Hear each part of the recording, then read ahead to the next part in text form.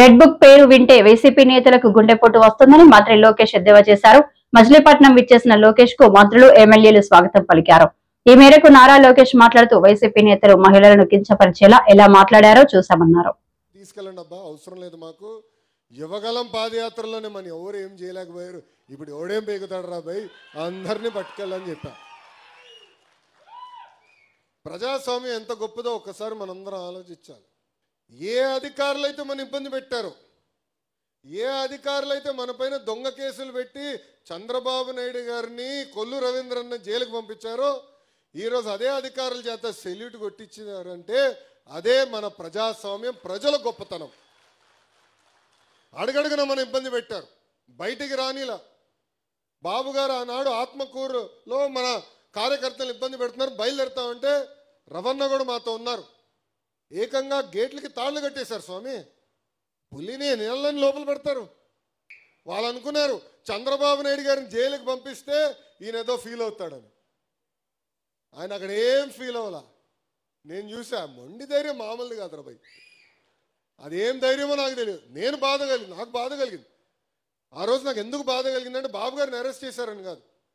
ఆ జైలు ముందర 2 శిలాఫలకాలు ఉన్నాయి. మొదటి శిలాఫలకం 1996లో, అంటే మొత్తం జైలుని 1996లో మోడర్నైజ్ చేశారు. చేసిన వ్యక్తి చంద్రబాబు నాయుడు గారు అని ఉంది. దాని పక్కన 2వ శిలాఫలకం ఉంది. అది 2014 నుంచి 19 మధ్యన ఏ బ్లాక్లో అయితే చంద్రబాబు నాయుడు గారు మేము కలిసేవాళ్ళమో అది కూడా చంద్రబాబు నాయుడు గారే చేశారని ఉంది. అంటే చివరికి జైలుని కూడా అభివృద్ధి చేసింది చంద్రబాబు నాయుడు గారిని. అలాంటి వ్యక్తిని జైల్లో పెట్టారని ఆ ఒక్క క్షణం బాధేసింది, బాధ కలిగింది నాకు. బాబు గారిని చూస్తే కళ్ళంట నీళ్ళు వచ్చింది.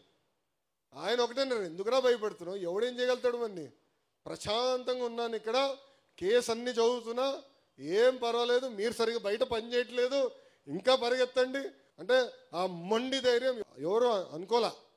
అందరూ అనుకున్నారు బాబు గారిని జైల్లో పెడితే ఆయన కుమిలిపోతారు, ఇబ్బంది పడతారని. చూసాం కదా పులి. ఆ రోజు జైలు బయటకు వచ్చినప్పుడు కూడా పులిలాగా వచ్చిన వ్యక్తి. ఇది మనం మర్చిపోకూడదు. ఎందుకంటే ఇప్పుడు మన అధికారంలో ఉన్నాం, సెల్యూట్లు కొడతారు, గ్రీన్ కార్పెట్ ఏమన్నా వేస్తారు, రెడ్ కార్పెట్ ఏమన్నా వేస్తారబ్బా. కానీ కష్టకాలాలు మనం మర్చిపోకూడదండి. ఎన్ని ఇబ్బందులు ఎదుర్కొన్నా మనం మర్చిపోకూడదు. నేను పదే అన్ని మీటింగ్లో అంజిరెడ్డి తాత గురించి చెప్పా, మంజులారెడ్డి గారి గురించి చెప్పాను. ఏకంగా మన గాంధీ గారు ఉన్నారు విజయవాడ కార్పొరేటర్గా, అక్కడ ఉన్నవారు ఆయన పైన దాడి చేసి కన్ను తీయేశారు. ఒక కంటి చూపు పోయింది. ఇంకా వాళ్ళని ఆదర్శంగా తీసుకోవాలి. ఇంకా మన నియోజకవర్గం వచ్చేలాగా కొల్లు రవణనే మనకు ఆదర్శం. ఎంత ఇబ్బంది పెట్టారు, అడుగడుగున ఎట్టొకట్ట కట్టేయాలి, ఆపాలి స్పీడ్ అనే ఆలోచన. కానీ మనం ఆగల, తగ్గేదే లేదని నినాదంతో ముందరికెళ్ళాం. అది తెలుగుదేశం పార్టీ గొప్పతనం. కానీ కష్టకాలాలు మనం మర్చిపోకూడదండి. అధికారంలో ఉన్న ప్రతిపక్షంలో ఉన్నట్టే మనం ఆలోచించాలి. మనందరం ఒక పెద్ద కుటుంబం, సమస్యలు మనకు ఉంటాయి. ప్రభుత్వం 10 నిర్ణయాలు తీసుకుంటే 3 తప్పు అవుతాయి. చెప్పండి, చర్చిద్దాం.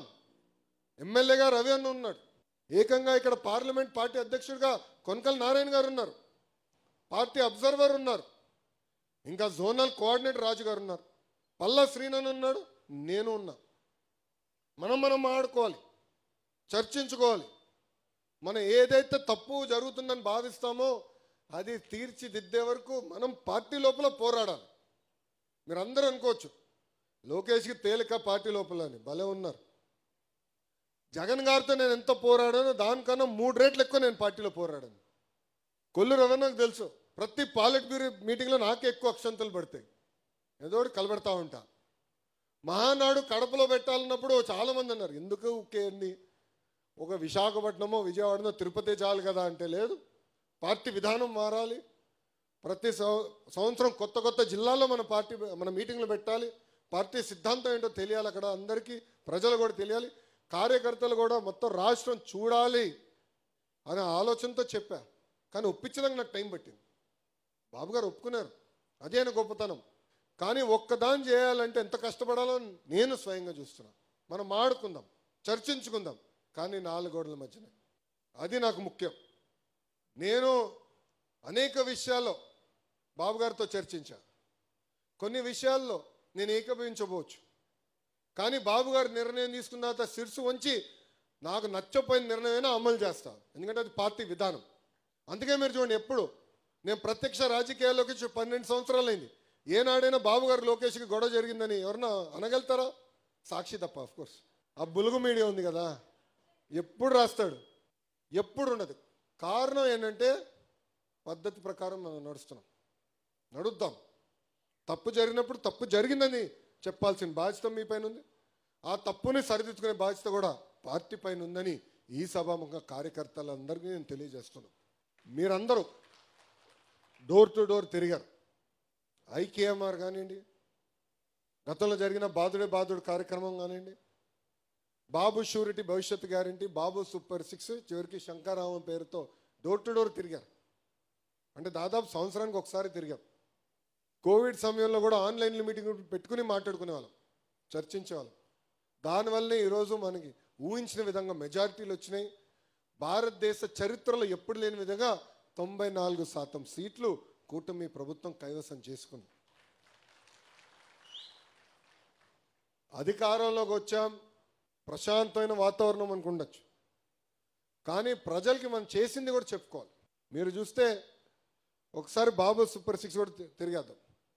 ఉద్యోగాలు కల్పిస్తాం, మనం మెగా డిఎస్సి ఏర్పాటు చేసాం. పెద్ద ఎత్తున పెట్టుబడులు ఎట్లా వస్తున్నాయో మీరు చూస్తున్నారు. ఐటీ రంగంలో ఎలాంటి కంపెనీలు మనం పట్టుకొస్తున్నాం మీరు చూస్తున్నారు. ఎన్ని వివరించి చెప్పాలి. నిరుద్యోగ భృతి కూడా ఇస్తాం, ఈ సంవత్సరంలోనే మొదలు పెడుతున్నాం నిరుద్యోగ భృతి కూడా, అది మీరు వివరించండి. రెండోది తల్లికి వందనం. తల్లికి వందనం అనేది కేవలం డబ్బులు ఇష్టమే కాదు, భూమి కన్నా ఎక్కువ భారం మోసేది మహిళ. మహిళల్ని గౌరవించాలి, తల్లిని గౌరవించాలి అనేది తెలుగుదేశం పార్టీ విధానం.